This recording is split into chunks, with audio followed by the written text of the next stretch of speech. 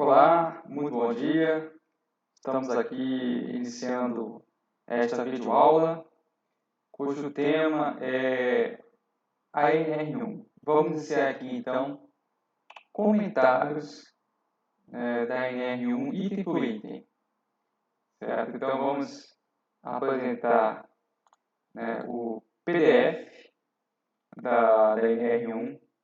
Eu acho importante, inicialmente, a gente destacar que é de suma importância termos acesso à norma que está em vigor. Muitas vezes, uma pesquisa superficial pela internet, é possível que a gente ache uma norma desatualizada. Então, é muito importante, ao pesquisar, estar de posse, encontrar e ficar de posse da versão atual que está em vigor da norma. No caso da NR1, a última alteração foi a de 9 de março de 2020, que foi a alteração que introduziu o gerenciamento de riscos ocupacionais. Eu recomendo que todas as normas sejam baixadas diretamente do portal do governo, o gov.br. Lá estão depositadas todas as NRs, reuniões da CNTP, CTPP. Então lá é possível você baixar a norma atualizada. Dito isso, vamos começar então aqui a apresentar a NR1. A norma está dividida em capítulos e nosso objetivo é tratarmos dos capítulos objetivo, campo de aplicação, competência e estrutura, direitos e deveres. E na sequência, na próxima aula, nós vamos falar do gerenciamento de riscos ocupacionais. Bom, primeiro, objetivo da NR1. A NR1 sempre foi uma norma que trouxe as disposições gerais, ou seja, era uma norma que dizia como deveriam ser aplicadas as demais NRs. Na última atualização, a última redação, ela, além de trazer as disposições gerais, passou a trazer também obrigações de fazer, como, por exemplo, o próprio GRO. Então, a norma fala que ela define que o objetivo da NR1 é estabelecer as disposições gerais, o campo de aplicação, os termos e as definições comuns às NRs, relativo à segurança e saúde no trabalho e às diretrizes e os requisitos para o gerenciamento de riscos ocupacionais e as medidas de prevenção em segurança e saúde no trabalho, SST. É importante a gente definir esse campo de aplicação. A gente vai ver mais para frente que basicamente as NRs elas devem ser aplicadas apenas aos trabalhadores que são regulados pela CLT. Esse regulamentador do nome da norma é porque ela regulamenta artigos da CLT. Então, por exemplo, o trabalhador autônomo, o servidor público, estatutário, são trabalhadores que não estão protegidos pelas NRs. É possível você aplicar a NR nesses casos, principalmente para trabalhadores públicos? Sim, é possível. Mas o campo de aplicação das NRs é para o trabalho regido pela CLT e não para o trabalho estatutário. Na sequência, a gente vai ver o campo de aplicação, empregadores e empregados urbanos e rurais. Aqui também é importante destacar que o trabalhador rural também ele possui uma lei específica que não é CLT. Então, por caso do trabalhador rural, o que se aplica a ele é a NR31. A NR31, inclusive, ela acaba sendo uma compilação de várias NRs, levando, né, tudo que é aplicável ao trabalho rural. Então, por exemplo, no caso de uma máquina no trabalho rural, eu não vou aplicar diretamente a NR12. Eu vou ter um capítulo na NR31 que trata especificamente de máquina. E é lá que eu vou me servir como referência para fazer todo o trabalho da gestão do risco ocupacional. Bom, a NR1 trata também da competência e estrutura dos órgãos, né? Então, quando ela foi publicada em março de 2020, ainda existia a Secretaria de Trabalho no âmbito de uma subsecretaria de Trabalho e Previdência do Ministério da Economia. Agora, né, em 2022, nós temos novamente o Ministério do Trabalho. Então, dentro do Ministério do Trabalho, que é o Ministério do Trabalho e Previdência, nós temos a Secretaria de Trabalho e dentro da Secretaria de Trabalho nós temos a Subsecretaria de Inspeção do Trabalho, onde existe uma coordenação de normatização que é responsável por todo esse processo de elaboração, revisão e acompanhamento das NRs. Então, o que nós vemos aqui, Secretaria de Trabalho, por meio da Subsecretaria de Inspeção do Trabalho, entendemos que isso está dentro atualmente do Ministério do Trabalho e Previdência.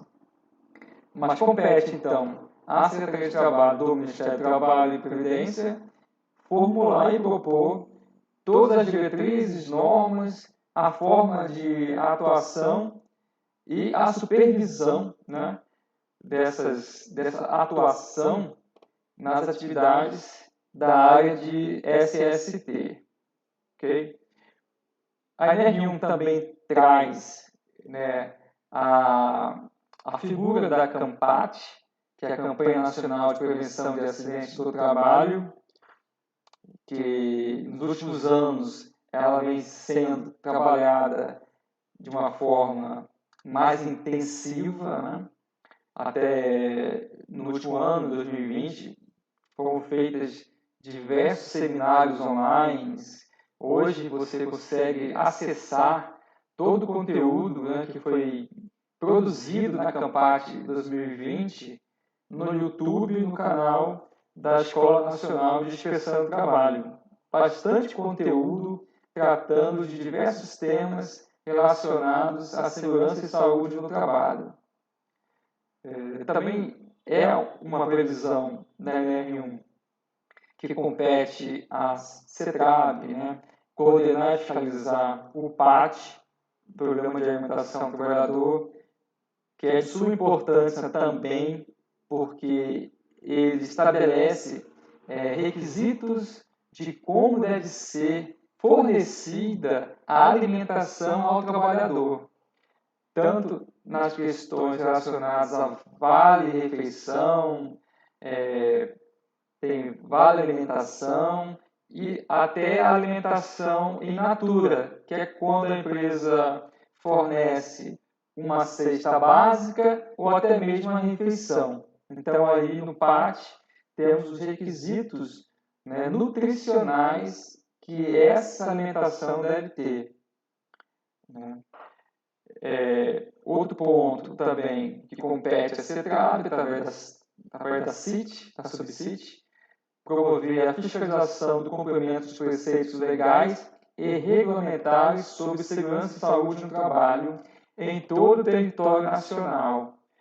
Então, aqui deixa bem claro que a competência de fiscalização de SST compete à inspeção do trabalho e não a outros órgãos que muitas vezes se utiliza de normativos estaduais, municipais, ou até mesmo federais, mas relacionadas à saúde, né, que acabam levando certa confusão na hora que eles também acabam invadindo a competência da inspeção do trabalho. Temos também aqui a citação à Política Nacional de Segurança e Saúde do Trabalho, que é de suma importância também, né, para o nosso país. Nós temos que sempre buscar de todos os recursos, todas as ferramentas para diminuir a quantidade de pessoas que venham a sofrer um acidente de trabalho ou serem acometidos por uma doença do trabalho. Na letra F temos também aqui a questão de conhecer, em última instância, dos recursos voluntários ou de ofício das decisões dos órgãos regionais competentes em matéria de segurança e saúde do trabalho. Ou seja, quando a empresa recebe uma auto-indicação, até mesmo uma notificação para apresentar documentos ou para adequação de certa condição onde foi encontrada alguma irregularidade, uma interdição ou embargo, a empresa pode entrar com uma defesa, com um recurso e compete, né, a CETRAB fazer a análise desse recurso. Dando sequência aqui, compete também a CIT, especificamente a CIT, e aos órgãos regionais a elas subordinados, ou seja, a inspeção do trabalho, ela possui um órgão central, que é a Subsecretaria de Inspeção do Trabalho, mas em cada estado, dentro das superintendências regionais do trabalho, existe também uma seção de inspeção do trabalho em alguns estados, como por exemplo São Paulo, Rio, Minas Gerais e Rio Grande do Sul, existe uma seção de fiscalização do trabalho e uma seção de segurança e saúde do trabalho independente. Então, compete, né, a esses órgãos regionais a fiscalização dos preceitos legais e regulamentares sobre segurança e saúde do trabalho e também as atividades da CAMPAT e AUPAT. O item 133 ele estabelece que cabe à autoridade regional competente em matéria de trabalho impor as penalidades cabíveis por descumprimento dos preceitos legais e regulamentares sobre segurança e saúde no trabalho. Então, o auditor fiscal do trabalho, quando ele se depara com uma situação irregular, ele tem o dever legal de lavrar o auto de infração. Existem algumas hipóteses onde o auditor fiscal ele não deve lavrar o auto de infração, que são aqueles critérios de dupla visita, né? E também existe algumas hipóteses em que o auditor pode se utilizar de outras ferramentas, né, no lugar do auto de infração. Mas todas essas hipóteses elas estão previstas em regulamentos, o que deixa ao auditor muita pouca margem de discricionalidade, ou seja, ele não tem o poder de decidir. Ele vai ter que aplicar uma coisa ou outra dentro daquilo que a lei e os regulamentos estabelecem. Entrando no capítulo de direitos e deveres, a gente começa falando sobre os direitos e deveres do empregador. Certo? A relação de trabalho, ela basicamente é construída, né, numa relação entre empregador e empregado. Ambos possuem direitos e deveres. Nos aspectos de segurança e saúde do trabalho, a ANR estabelece que cabe ao empregador cumprir e fazer cumprir as disposições legais e regulamentares sobre segurança e saúde no trabalho. Ou seja, ele deve se utilizar das previsões regulamentares previstas nas NRs e colocá-las dentro do seu ambiente de trabalho. Então, as previsões relacionadas ao meio ambiente de trabalho devem ser feitas. Ele também tem que informar aos trabalhadores os riscos ocupacionais existentes no local de trabalho. Isso deve ser documentado de alguma forma. Essa informação ela pode ser passada dentro de um curso de integração, dentro de um curso básico ali de segurança e saúde no trabalho, mas é muito importante que isso seja documentado para que ele consiga comprovar perante a inspeção do trabalho de que ele informou esses riscos. Deve informar também ao trabalhador as medidas de prevenção adotadas pela empresa para eliminar ou reduzir tais riscos. Por exemplo, se o trabalhador fornece um tipo de proteção respiratória, uma máscara PFF1 ou PFF2, ele deve informar para qual risco aquela máscara está sendo prevista e quais são os riscos dele não usar aquela máscara. Muito importante o empregado ser bem informado para que ele se conscientize e faça o uso correto daquele EPI. Muitas vezes também a empresa adotou uma proteção coletiva, uma ventilação, um guarda-corpo. Então, o empregado deve ser informado, para ele que identifique aquela proteção e saiba que aquilo está evitando que ele venha a sofrer um acidente ou venha a adoecer. Outra informação também que deve ser dada são os resultados dos exames médicos e dos exames complementares de diagnóstico aos quais o próprio trabalhador foi submetido. É uma coisa que no nosso dia a dia, muitas vezes esses exames acabam ficando no prontuário e o trabalhador muitas vezes nem sabe qual foi o resultado. Então é muito importante que ele tenha um acesso, que receba uma via, tanto do ASO como também desses exames que ele realizou.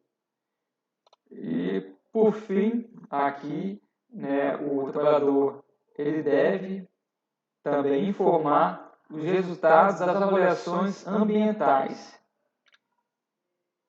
Todos esses itens aqui devem ser informados de forma que o trabalhador absorva a informação e também deve ser obtida alguma forma de comprovação de que a informação foi dada, seja através de uma assinatura, uma lista de presença em uma reunião ou uma ata de CIPA.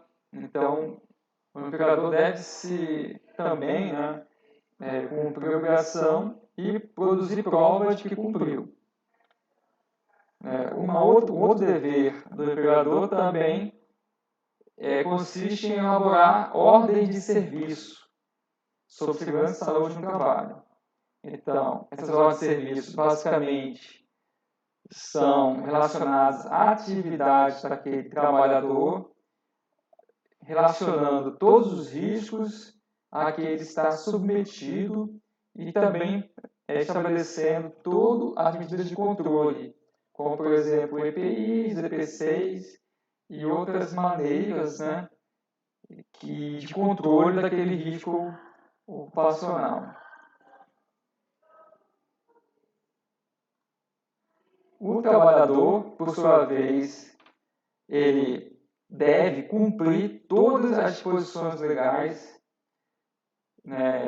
sobre segurança e saúde do trabalho, inclusive as ordens de serviço. É possível que o empregador ele estabeleça alguma medida de controle que ele desenvolveu, utilizou de serviço de engenharia e estabeleceu um controle que não está previsto no NR, mas que ele é efetivo e foi a solução encontrada. Então, a ordem de serviço pode trazer observações, medidas de controle que não estão previstas no NR, mas que, por entendimento do empregador, do profissional habilitado, entendeu-se que era necessário. Então, o empregado ele tem, como dever cumprir essas disposições, inclusive as da ordem de serviço. Ele deve submeter aos exames médicos previstos nas NRs, colaborar com a organização na aplicação da NR e usar o equipamento de proteção individual fornecido. É muito comum, muitas vezes, em fiscalização, a gente vê um empregado sem o EPI. Quem está errado? Os dois, o empregado e o empregador. O empregado porque não está usando, o empregador porque não está se utilizando das suas ferramentas do poder disciplinar, poder diretivo que ele tem. Ele pode advertir esse empregado por não estar usando o EPI. Ele pode até mesmo, vamos ver na sequência, se utilizar de uma justa causa. É o item da sequência, né? Constitui ato faltoso a recusa injustificada do empregado ao cumprimento do disposto nas alíneas do subitem anterior. Então, ele não pode se recusar a obedecer o que está previsto na ordem de serviço, previsto no NR, ele não pode se recusar a fazer um exame que está previsto no NR.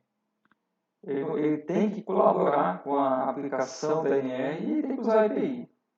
Se ele se recusar a cumprir algum desse dever, ele comete ato faltoso, está sujeito à disciplina, seja uma advertência, suspensão, progredindo até mesmo para uma demissão com justa causa. De outra banda, o trabalhador ele tem também o direito de recusa. O que é isso? Diante de uma atividade onde ele constata que há um risco grave e iminente para a sua vida e saúde, ele pode interromper a atividade e informar de imediato ao seu superior hierárquico. E só retomar a atividade quando aquele risco grave e iminente for eliminado. Então, esse é o direito de recusa que está previsto aqui no item 1.4.3.1 e 1.4.3 para o empregado interromper sua atividade. Comprovado pelo empregador a situação de grave risco, não poderá ser exigida a volta dos trabalhadores à atividade enquanto não sejam tomadas as medidas corretivas. Então, somente após as medidas corretivas serem adotadas é que o empregador pode exigir a volta da atividade.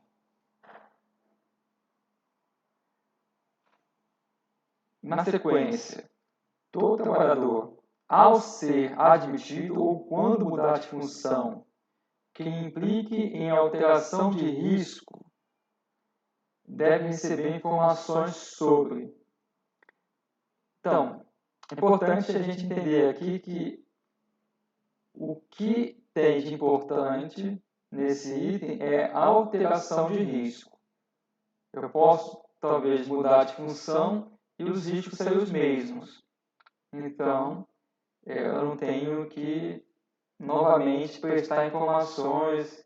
Por exemplo, muitas vezes tem um servente e um pedreiro que estão fazendo atividades no mesmo setor, ou auxiliar junto com o encarregado, que esteja submetido ao mesmo risco, com as mesmas fontes de perigo, né? Então, uma mudança de setor que não tem alteração de risco, eu não tenho que tomar nenhuma medida adicional. Mas sempre que ocorra uma mudança de função que implique alteração de risco, assim como na admissão, que no caso é um empregado que não conhece o risco, né, está iniciando suas atividades, ele deve receber as informações dos riscos ocupacionais que existam ou possam originar-se nos locais de trabalho. Isso é interessante porque algumas vezes existe a possibilidade de ser formado por exemplo, né, é possível que eu tenha substâncias químicas que, caso elas entrem em contato, elas podem formar uma terceira. Então, aquela substância terceira, ela não existe, mas ela pode existir. Então, é importante que o trabalhador ali saiba, né, sobre essa possibilidade, saiba identificar esse risco. É importante também que ele saiba os meios para prevenir e controlar tais riscos, por exemplo, saber onde está o EPI caso ele precise de uma situação de emergência, aonde que fecha determinada válvula, onde desliga a máquina, aonde que tem o botão de emergência. Então, todos esses meios de prevenção e controle do risco devem ser muito bem informados. As medidas adotadas pela organização, caso de rotas de fuga, procedimentos de emergência, a quem eu devo informar, para onde eu devo levar o trabalhador em caso de acidente. Tudo isso deve ser informado, né? Esses procedimentos em situação de emergência, né? E também os procedimentos no caso do direito de recusa. A empresa pode estabelecer um procedimento para esses casos, né? Mas mesmo que não tenha procedimento, o direito de recusa já está previsto e pode ser exercido. E por fim, as informações elas podem ser transmitidas durante os treinamentos e por meio de diálogos de segurança. Aquelas conversas, aqueles momentos, né, ali que acontece antes do início da jornada, às vezes antes do início do turno, onde o profissional de segurança do trabalho, até mesmo o encarregado, leva ali alguma informação, né, de segurança e saúde do trabalho para os seus liderados ali, né? Então, pode ser feito nesse momento e também através de documentos físicos ou eletrônicos, né? Ou seja, com o largo uso de meios de comunicação eletrônicos, né? Seja até mesmo através do WhatsApp, é possível você enviar ali informações que são importantes, né, para a prevenção de acidentes. Bom, assim encerramos esta aula. Não esqueça de curtir a nossa aula. É muito importante a gente receber aqui um feedback. Você pode também assinar o nosso canal e ativar as notificações. A nossa próxima aula irá começar a tratar, né, do gerenciamento de riscos ocupacionais, o nosso GRO, e também, consequentemente, do Programa de Gerenciamento de Riscos, o PGR. Então, nós nos vemos em nossa próxima aula.